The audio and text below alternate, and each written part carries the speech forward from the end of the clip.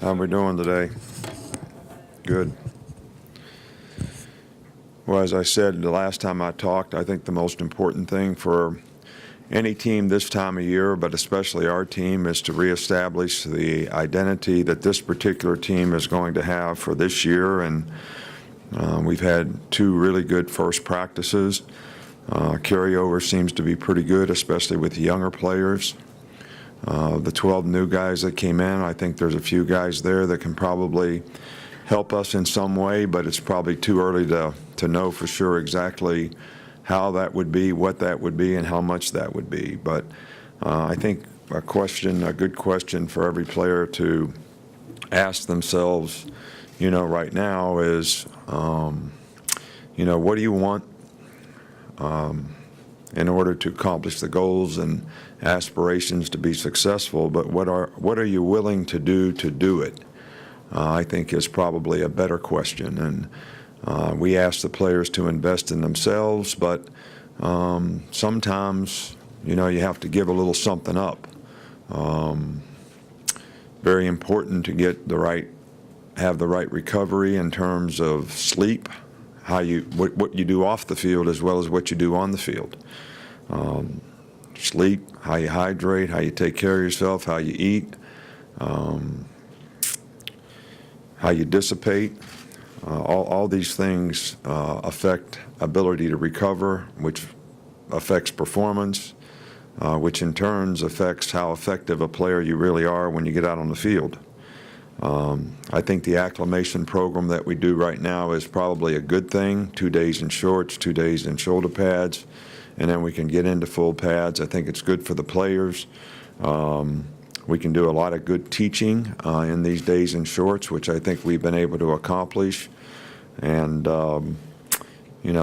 we want to make determinations as to who can play winning football relative to kind of intangibles that they play with, whether it's mental and physical toughness, whether it's ability to sustain effort, whether it's responsible to do your job, know what your job is, how to do it, why it's important to do it that way. All these things are important to being able to play winning football on a consistent basis, and that's what we're trying to focus on, to see how many guys we have on this team that can play winning football. And I think in doing that, as coaches, we don't want guys to be risk-aversive and be afraid to make mistakes. We want them to play fast, play hard, and learn from the mistakes that they make, and know that that's a good opportunity to improve. And as I said many times before, self-assessment is important. Ability to take correction is important, so that you can improve and get better. So I'm pleased with the staff chemistry, the good teachers that we have on our staff. I think it's been really good so far, and hopefully we'll be able to continue to build on that. Start over here front row with John Zener. I know it's just August 5th, but what kind of impact has Coach Daboll had on the offense and Jalen especially? Well, I think Brian's done a really, really good job. He's a good teacher. I think the players have a lot of respect for him. He's very enthusiastic about what he does systematically. We've carried over a lot of things that we've done in the past, but the new additions that we made, he certainly has great teaching progression for. I think he does a great job of helping coach the other coaches so that they can do a good job of coaching the players. So specifically relative to Jalen, I think he's a very, very good quarterback coach. I think it's helped Jalen fundamentally. I think he's got a better understanding and confidence, especially in the passing game, of what he needs to do and what's expected of him. And I see a lot of improvement from that standpoint. Come back over here with Chandler. To kind of follow up on that, Nick, when we talk to the players, they talk about how Brian is so organized and he's so businesslike. How does his approach to maybe his day-to-day operations mesh with what you want for your assistants to do? Well, I think that's exactly what we want them to do. We want to be well organized in our presentation to how we teach the players. I think conceptually that helps players understand and learn more efficiently and effectively. And, of all the people that I've ever been with, Bill Belichick probably does this as well as anybody. So for Brian to have been in that system and that organization for a long time, I think is reflected in his organization and his teaching progressions that he has for the players. Come back over here to Michael. Kind of along that same line, what's the biggest difference, I guess, from him being in the NFL, being pretty much his whole career in the NFL? What's the biggest difference when he comes back to the college game? Well, I think that there are some differences in the game. I think the biggest thing is the rule about being downfield, being able to throw RPOs. The kind of play action passes are a little bit different because the lineman can be 3.5 yards down the field. But I think because we have a good staff overall, and we made some additions with some people who have had a lot of success, with that type of offense. It's been fairly easy to learn and implement into our system that we've had in the past for Brian to learn and to be able to implement it in the system that we have right now. So I don't think it's a big issue. It's all football, and it all comes down to ability to execute, which is fundamentally how you block, how you tackle, how you run routes, what the quarterback reads to get rid of the ball, how we pass protect. So those things are pretty much the same at both levels. So the one thing is probably the thing that's a little bit different, but that's not something that we've had an issue implementing. Go back in the back with Cecil. Coach, I guess a little off the wall, but is there any possibility that Trayvon Diggs could have an offense-defense role this fall? No, we're not really going down that road right now. We're really focused on trying to develop him as a corner on our team. So we're not going down that road right now. We really feel good about the young receivers that we have. So we're giving them as many reps as they can, and hopefully at some point in this season they'll be able to make a contribution. But I think right now Trayvon is focused on one thing, which I think is important, especially with young players, to define a role so that they can be effective in that role. So can I be off the wall for a minute? And are we WIA over there with the crutch? I mean, you know what that means, right? Wounded in action. I mean, what's up? I'm questionable for next Saturday. So. You better not miss treatment then. I'll be there. Ginger will track me down if I do. So, also the other, even more off the wall. In the past, you've had success using a defensive lineman in a goal line or a heavy offensive package. Is there anybody that's got that skill set for you? Well, I think we have some guys that probably do. Right now, we haven't even done goal line and short yardage yet. So, that's. And that depends a little bit on the players that we have on offense. But I do think we do have a couple guys defensively that can do that. We toyed around with it a little bit in the spring, and we'll see how it goes here in the fall. One in the back with Reiner. Going back to Brian, how much do you think his defensive background as a player and also early on in his coaching career has influenced his kind of his offensive strategy? Well, I think any good offensive coach really understands defense. One of the things that I see in a lot of offensive coaches is they're very systematic in terms of what they do, but their knowledge of defense is maybe, and how they attack things. If you're playing a certain coverage on defense and you really understand how that coverage is being taught and implemented and what the keys are for the defensive players, then you have a better chance to exploit that by how you attack it with the patterns and what gives it a problem. I think that's been probably the contribution that I've been able to make to our offense, is my experience of being a secondary coach for more years than I want to admit to. I can always say, this is the hardest thing against that. And I think when you've been a defensive player and you have that understanding, I think that only helps you be able to do that effectively. Come back up front, Dwayne. Coach, I was sorry. Sean Dion, obviously coming in his senior year, he had the injury last year. What's the progression you've seen from him, and what kind of year do you anticipate him having? Well, he's worked really hard. I think he's doing really well. He's done very well in the 2 days of camp. I think he's confident that he's healthy. I think any player that's coming back off of an injury is going to make day-to-day progress in terms of getting back to 100%, but he's very close to that. He's got a very, very good understanding of our defense, what we do, the concepts of how we play things, and I think that's going to benefit him. But I also feel that there's some other guys at linebacker that really making some nice progress, so the competition at that position, I think, will help everybody get better. Go second row here with Steve. Nick, I guess there are different philosophies on what kind of opponent teams like to open up with. You all have opened up with some very stout opponents recent in your history. What are the benefits to opening up with a really tough team, and how difficult is it to get a team ready to play a game like that right up front? Well, I think it's challenging to get your team ready to play anybody, but obviously when you play a really, really good team, they present a lot of challenges. That's why they're a good team. So that sort of goes without saying, in my opinion, that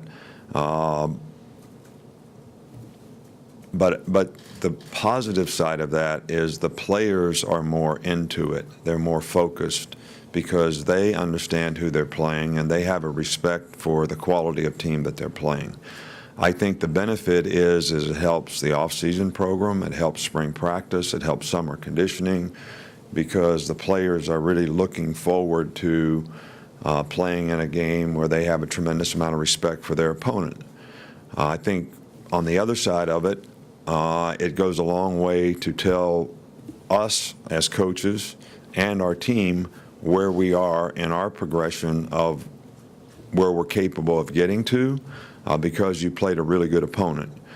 Sometimes if you play a not so good opponent in the first game, maybe some of the things that are real issues and problems don't surface, and therefore you don't address them. So I've always liked playing a good opponent because of the effect that it has in the offseason. I think the players have really good focus in fall camp, getting ready for that game. And I think from a coaching standpoint, it certainly tells you where your team is when you play a good opponent. We've got two more, Alex and then Rick. How much, as a defensive staff, how much can continuity kind of help from one year to the next moving forward? And where do you feel like Jeremy kind of took another step as a defensive coordinator last year? Well, I think Jeremy was a very good coordinator at Florida State and Georgia, playing a similar system to what he sort of learned here. So I don't think it was a tremendously difficult transition for him to implement what we did here, but I think he did a fabulous job. I think statistically we were better in a lot of categories than even the year before. Granted, we had a lot of good players, but he got the good players to play well, and I think that's the key. I think that the fact that we have all the coaches on defense, the continuity on defense, the understanding how we coach things, how we do things, probably is a benefit. And it's probably a benefit with all the young players that we have and all the players that we have to replace, that hopefully will enhance the development of those players so that we can get them where they need to be to play effectively, this year. Okay, we'll finish up in the back with Rick. Coach, you're known as one of the top coaches in America in player development. How important is it to you to hire coordinators, other coaches that are good at just doing that? Well, I think that's what makes a good coach. I'm not talking about myself now, but I'm talking about the people on your staff that, first of all, can relate well to the players, can get the players to buy into the things that they need to do to be all that they can be, and to sacrifice the things that they need to give up so that they can do that, to invest in themselves so they have the best chance to be successful. I think it's important that you're a good fit on the staff. When I say that, I mean you get along well with your peers. you buy into the system that you're trying to teach, so that everybody's committed to the same goals and aspirations, just as important for the coaches as it is for the players. So I feel really good about the staff that we have right now, and hopefully we'll be able to continue to build and grow and help our players develop because of the staff we have. Thanks, Coach. All right, thank you. We doing all right? Thanks for taking the time to spend a little bit of time with me. Appreciate the opportunity to be standing in front of you today. I'm very grateful to Coach Saban and the members of the University of Alabama to allow me to have this opportunity. I've been working really hard to try to establish an identity for our football team. Got a long way to go. Really in the third day of training camp here, or fall camp. Just trying to string some good days together. And you know, the guys are working really hard and putting in a lot of effort. I appreciate all that, and appreciate working with the staff that we got here. A bunch of good guys that work extremely hard, been very helpful for me, and you know, hopefully we work well together and take it one day at a time and try to improve the best we can. So, you know, with that, I'll open it up to questions. Again, appreciate the time to take care. If you guys could say your name so I could start learning some of you guys' names, that'd be great before you ask the question. We'll start up front here with Ryan. Hey, good morning. Ryan Fowler here in Tuscaloosa. Can you talk about your offensive philosophy and also address maybe some similarities between Bill Belichick and Nick Saban? Yeah, well, you know, we have a ton of different plays that we can run offensively, and what you try to do as a coach is you try to put the players in position to be successful. Ultimately, you know, Coach Saban is the head football coach, but we have a variety of different plays, both runs and passes, and we're implementing new plays every day. We have a whole new, you know, package going in today, quite a bit of plays, throwing a lot at these guys. You know, you try to be aggressive as an offensive guy. You try to take away the strengths of a defense and really the strengths of your offense you want to go try to expose the defense with. In terms of Bill and Coach Saban, you know, obviously they've worked together in Cleveland, got a lot of respect for both of them, learned a great deal probably from those two men more than anybody else in this profession. Detailed, organized, demanding, you know, expect you to do it the right way. There's no excuses to be made. You have a job to do, you go do it. You know, our mantra is do your job. And that's what, you know, everyone in the organization has to do is do their job. You know, I can't play, you know, offensive line, although I might look like it right now. And they can't do our job. So everybody's got a job to do. Great leader, demanding, tough. Really appreciate the opportunity. Had some good experience with him at Michigan State as a graduate assistant, and you know, he's a great guy to work for. Come back down to the front with Tony. Blue. Tony Sakalas, Bama Hey, Insider. Tony. How Hey, you how's it doing? going? What have you found the biggest difference between the college and the pro game? Well, you know, there's some time requirements there that you can't maybe meet as much, but you know, again, the philosophy of the organization and the structure and the detail that Coach Saban provides for us is very similar to the system that I came from. You know, coaching fundamentals is coaching fundamentals. So whether you're coaching, you know, a 30-year-old man or an 18-year-old young man, 19-year-old young man, you still got to coach the fundamentals and make sure they do it properly, and those don't change based on age. So, you know, leverage, hand placement, pad level, route detail, reads, footwork, you know, those are all the same whether you're coaching in professional football or you're coaching here.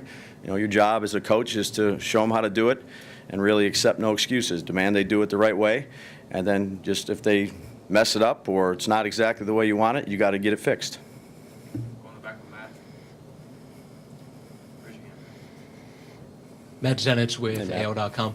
So Jalen at one point described what you guys are doing as kind of a combination of what the offense has been successful doing in the past with you implementing some different things that you've been successful with and that the Patriots were successful with when you were there. Hey, how would you describe kind of what the approach is offensively, and is that a good way to sum up just what the approach and philosophy is? Yeah, you know, you hope that every good coaching staff tries to do what their players do best. So there's a lot of plays that you can run in offensive football. There was obviously a lot of success here that they've had in the past, and Coach Saban has had, you know, for the last 10, 11 years he's been here. So, it'd be foolish to just take one offense that you're accustomed to running and try to adapt it to another team that, some of the plays suit, some of the plays don't suit. So your job is to go ahead and mix and match and really find the best results for the guys that you're working with for that particular year. We'll go in the back with Cecil. Hello, Coach. Cecil Hurt from the Tuscaloosa News. In return, could you give us the one definitive pronunciation of your last name? Yeah, so please? it's Daboll. D like table, Daboll. Yep, that's it.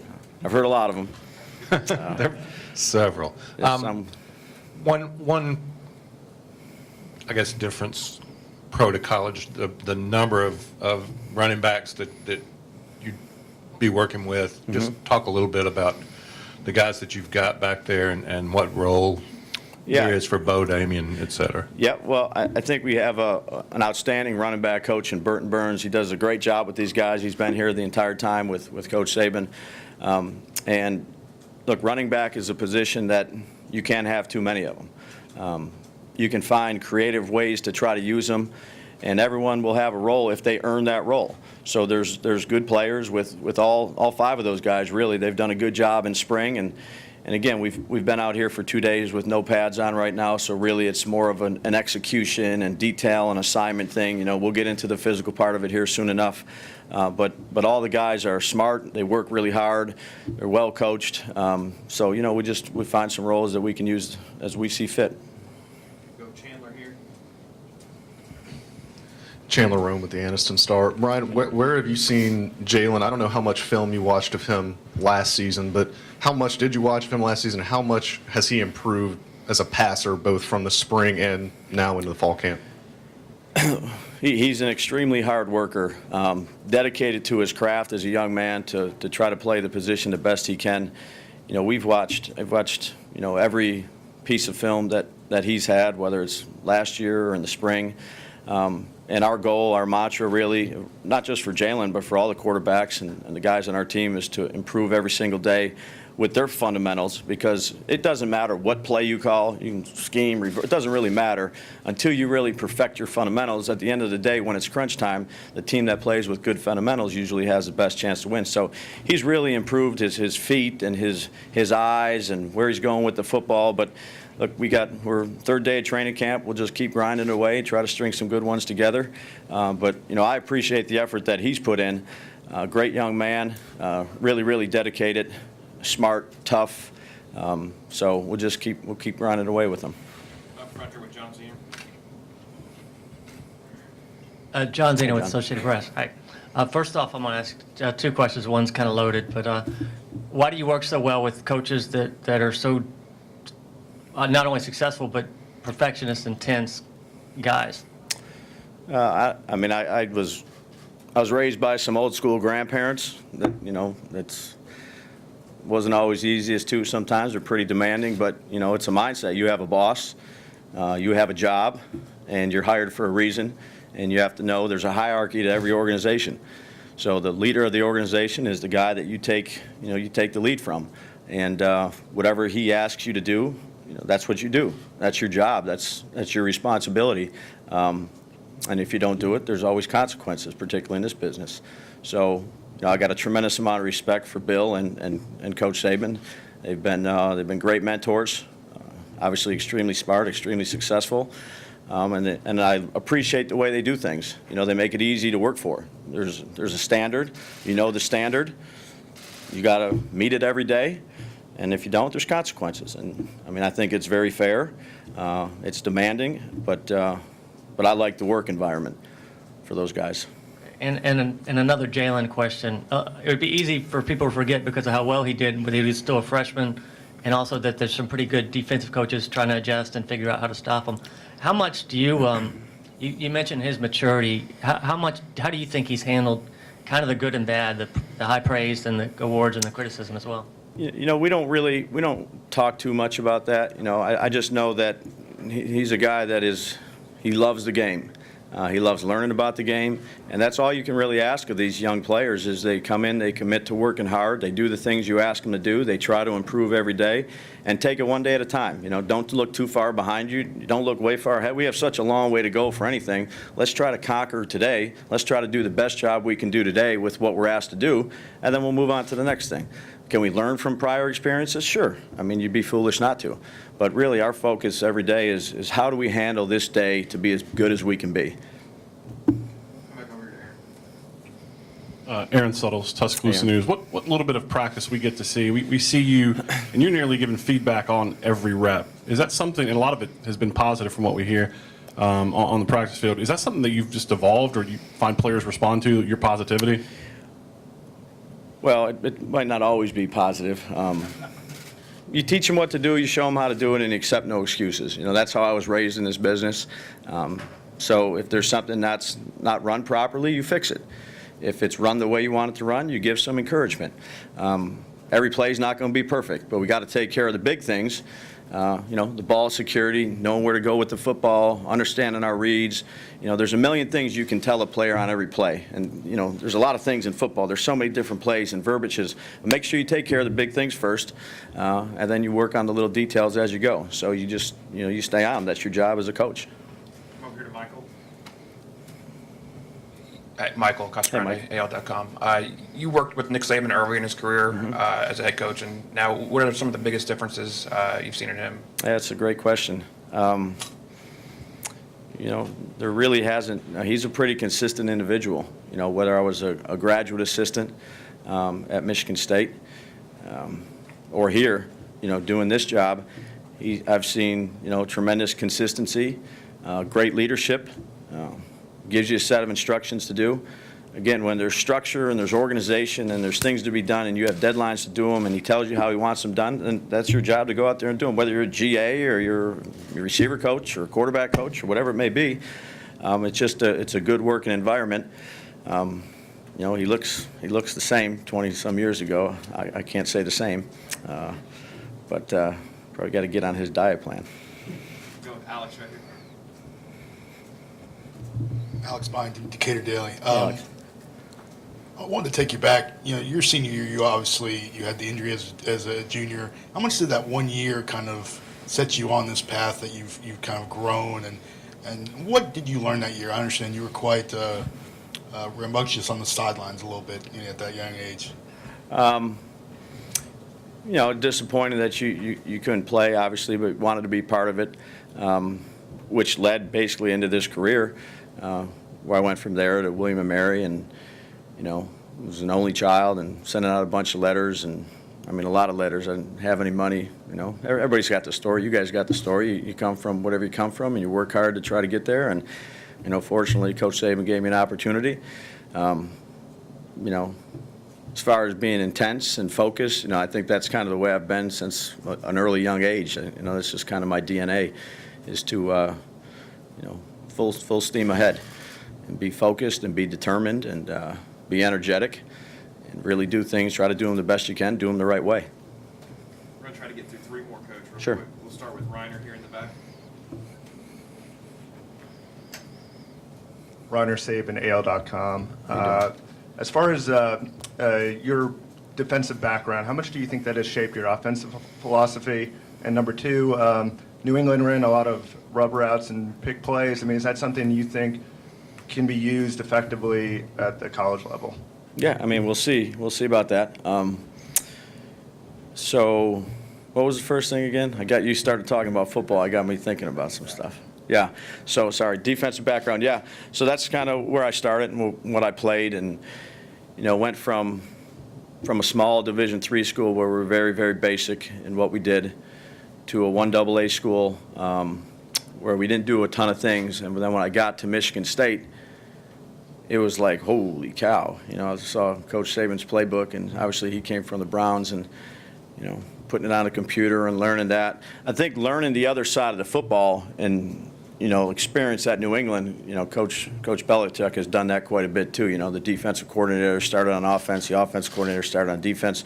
So understanding the game and how you're getting defended and maybe some of the weak points and some of the coverages or the front schemes or the force alignments, that can be an advantage. It doesn't mean it's going to be an advantage, but it can definitely be an advantage in terms of understanding how teams are playing you and maybe how you want to attack them formationally or use of motion or lined up empty or motion, whatever it may be. So I got to learn from Coach Saban and Coach Belichick, which it's pretty good two guys to learn from in that regard. Two more quick ones, Dwayne, and then Scott to finish up. Obviously, Alabama's had quite a few guys drafted, but when you got here and saw the talent level, what was your initial impression?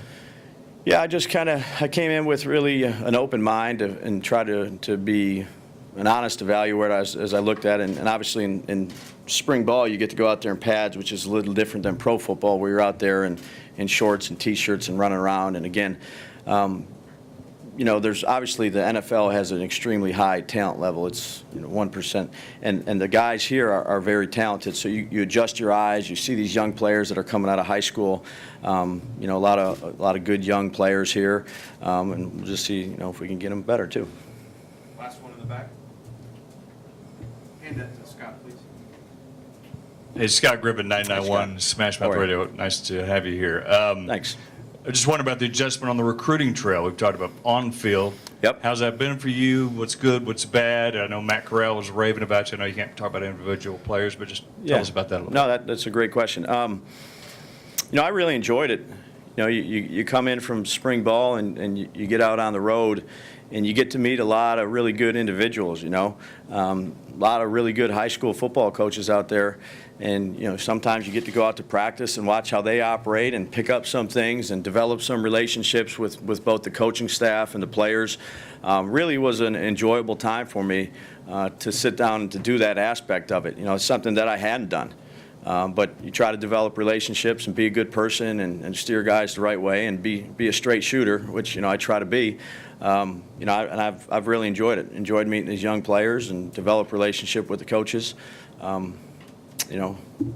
Came in with an open mind, and it's been a good few months, but now it's time to get to work. 2 days in, got a big day today with a lot of new things going in. Guys got to be up to speed with it. Try to go as fast as we can to get them up to speed and demand they know it and do it the right way, and they got to take some accountability with it too. And go out there and have a good practice. That's the goal for today. Thank you, Coach. Thanks, guys. Gotta get him back to Appreciate you meeting you. Thank you. Questions, raise your hand, keep them up for me for a second so I can get them all. Yeah, I just want to thank everybody for coming. You can tell we're a couple of days into practice. I'm already a little bit hoarse, but it's kind of an exciting time for everybody that's involved in the coaching profession. I know we always look forward to this time of year. You kind of get an opportunity to see your team for the first time and kind of shape and mold and kind of create an identity of what we're going to be able to put out on the field this year. Excuse me. We lost several good players last year, but we've got a lot of guys returning at all three levels, up front, at outside linebacker, inside backer, and in the secondary. And I hope we have an opportunity for these guys to kind of use their experience to create leadership for these younger guys. And I think we got some really good young players that's going to compete for some jobs, and we're kind of excited to get going. Okay, we're going to open with John Zena right here in front. John Zena with Associated Press. You kind of touched on this earlier, but you lost 7 NFL draft picks. Some coaches don't ever coach 7 NFL draft picks in their career. How big a challenge is it to replace that kind of leadership, talent? And then I had a second. Well, I think if in this profession, it happens every year and it happens everywhere. It really don't matter if they go to the NFL or they, go in the workforce. You got to replace them. So it's something that we had to do the year before, and it's been done here for a while, and it creates opportunities for other guys. That's why they came here, to have an opportunity to get on the field and compete and play, and I think we've got good competition everywhere. Come back over here with Aaron. Aaron Suttles, Tuscaloosa News. Deron Payne, where does he need to get better? And can he does he have the attributes to be a three-down lineman? You know, he played some three-down, all three downs last year.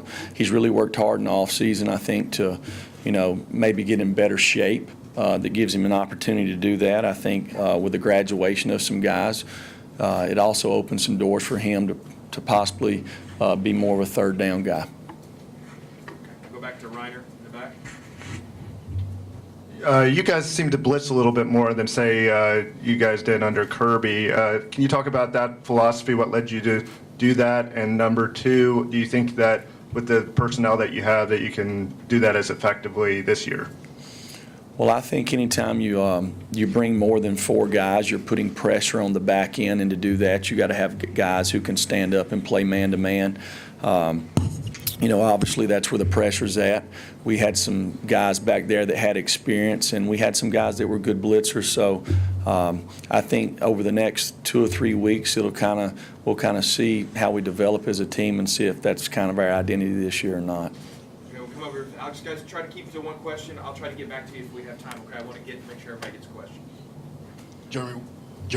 Right here. Okay. I'm sorry. I wanted to ask you about Rashawn. Where can he take his game to the next level now, and what are you kind of wanting to see from him to feel confident he can be that guy for you in the middle? Rashawn's a really good athlete, and we got a group of guys that play inside backer that all have a unique skill set. Rashawn has, I think when he first got here, he was more of an outside pass rusher, and we'll continue to use him in that role. But to play every down, he moved inside this past year, and he's still learning, and I think he's improving every day. Go back here to Rick.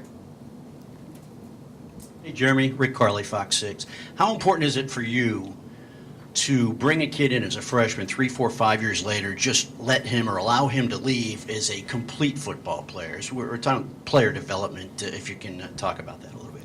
Well, I think one thing that's very unique here is if you guys, when you watch our team periods, we two-spot, and that's one thing about player development that Coach Saban does is, we have 4 teams out there, so everybody gets the same amount of reps. So nobody's sitting on the side watching, and I think that is unique in the fact that guys have an opportunity to develop, and you see a big difference from the time that they're freshmen to the time they're seniors. We'll come back over here with Michael. I want to ask about Terrell Lewis. What's he bringing, and how are those guys going to replace? You have Tim Williams and Brian Anderson that are gone. How do you see those guys stepping in? We got several guys that's returning at outside backer that had an opportunity to play last year. Terrell Lewis, Christian Miller, Anthony Jennings. And then we got some younger guys there. So that's why we practice. The kids are going to continue to work and develop, and we'll kind of see over the next few weeks. Come back up front with Tony. Tony Sakalas, BamaInsider.com. I wanted to ask about the defensive end spot. What have you seen from Isaiah Buggs and Raekwon Davis, and do they push each other for that last spot? Well, really, we don't have nobody's really plugged into any spots. I think it's one thing that's very evident here over the last 10 years is Coach has what he calls a rep chart. There is no depth chart right now, so we've got 11 guys that are competing for 3 positions, and we've not even put pads on, so it's really hard to judge how defensive lineman's going to play without pads on. So we'll see over the next few weeks. Come back over here to Chandler in the green. Jeremy, kind of following up to that question, Coach Saban's talked about the one thing that you guys wanted to do out of the spring was develop more depth up front and defensive line. What do those guys have to do once you put pads on to show that they've earned that consistent playing time that you guys need? Well, I think you said it right there, consistency. I think it's one thing about great defenses that is very unique is they find a way to do the right thing over and over and over again. If you watch college football, probably every team out there plays well at certain times in the games, but who can do it over and over? And I think that's one thing that our guys have got to prove in the course of the next couple of weeks. Okay, go to the other side with Matt. Jeremy, what have you seen from the summer enrollees at linebacker so far, the combination of Van Darius, Chris Allen, and Markel Benton, and what do you think are the individual strengths for those three guys, what they bring to the table? Well, who'd you say again? Did you, all the freshmen? Well, Dylan Moses was here in the spring, so we've got 15 days with him. But the other guys, during the summer, we don't watch them practice, so we're not out there with them. So basically, we've had 2 days, so it's really hard to, get a good gauge on what they can and can't do after 2 days.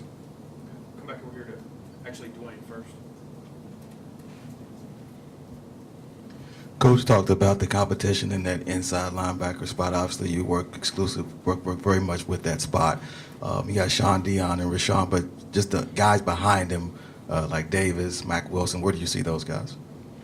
Well, it's again, we got 4 groups that are out there competing. We watch all the tape. They're all running the same defenses every day. So we've got two days really of body of work. I think over the next couple of weeks, I think it'll kind of shake itself out, and we would love to have 6 or 7 guys that could play that spot. Come back over to Chris Walsh.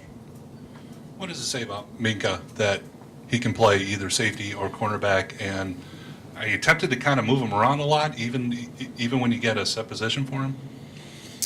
No, I don't think you're tempted to. I think his skill set gives you an opportunity to. The fact that he could play all 6 positions in the secondary allows you a little flexibility to kind of see who the other guys are. If we need help at corner, he can play corner. If we need him inside at star and money, he could play there, safety. So he's got a unique skill set, so that gives you a little flexibility. Go in the back. Here. Hi, Coach. Simone Eli. Every offseason is challenging. How has this offseason been challenging for you at home with a newborn who's now just a couple of months old, and how's that gone for you? That's a good question there. You should ask my wife that. No, it's. I think everybody in here probably has children. I think it's probably the one of the most, to me, kind of precious deals. You bring one into the world, and to me, I look at it when it comes to coaching, it's the same deal. I have a son that plays at Jacksonville State, and I know how I want him to be treated. So when these guys walk in here at the University of Alabama, there's somebody's kid, and I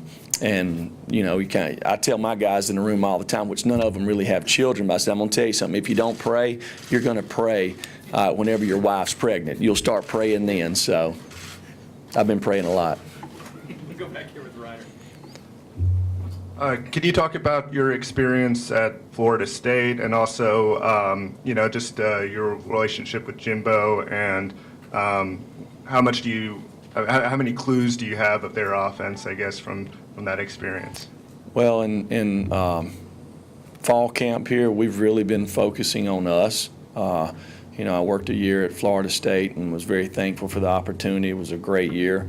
Had an opportunity to win a national championship and have a tremendous amount of respect for what they do and what they have done. But really right now we're kind of focused on us, and that's what we'll continue to focus on for the next few weeks. Cecil in the back. Hey, Coach. Last year, Raekwon Davis seemed like a guy that was just used to being the biggest guy on the field, the biggest guy in the room, and sort of used his physical talent. How has he progressed in terms of being a really more of a thinking college football player?